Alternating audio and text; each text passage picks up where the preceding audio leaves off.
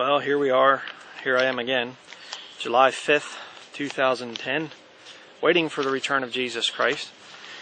And boy, is it hot out here today. Fortunately, the Lord's blessed me. I have the ability to live in the forest. I have a house. I don't actually live out here and sleep on the ground. It might be kind of fun sometimes, but not when it's like this. It's pretty hot today.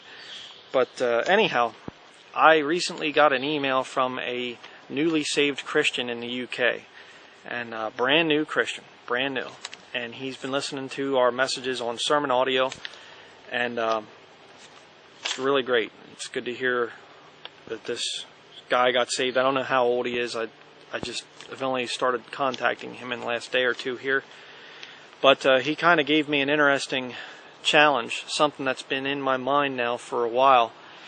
And of course, when you have somebody that newly gets saved and they're brand new, they'll often ask, well, where should I start reading in the Bible? And a lot of people have differing opinions. Some people say, well, start at the beginning, read the whole way through. Other people, well, John and Romans. There's a lot of differing opinions on that.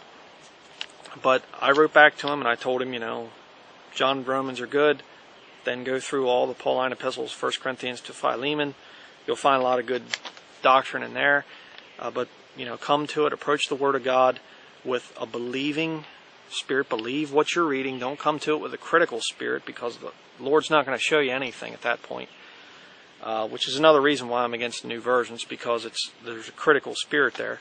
That's why they made the new versions, But he kind of asked a question, and he said, what specific verses should I study? Now that's something I've been kind of thinking about, for a long time here. And so I kind of decided that I'm going to do a message eventually.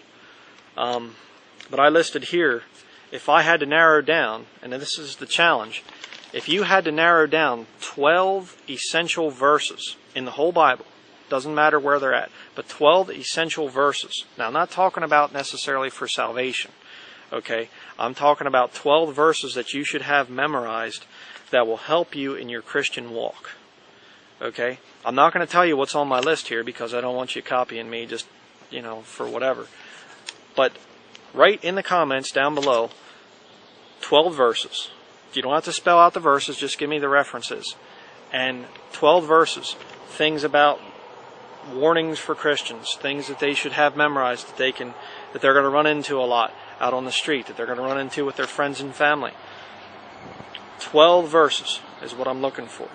Okay, that's the challenge, and I'm really looking forward to hearing from my Bible-believing friends here on YouTube.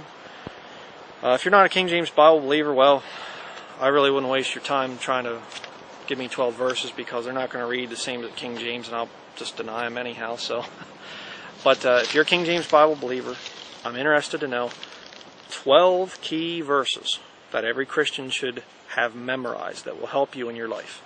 So, looking forward to hearing from you.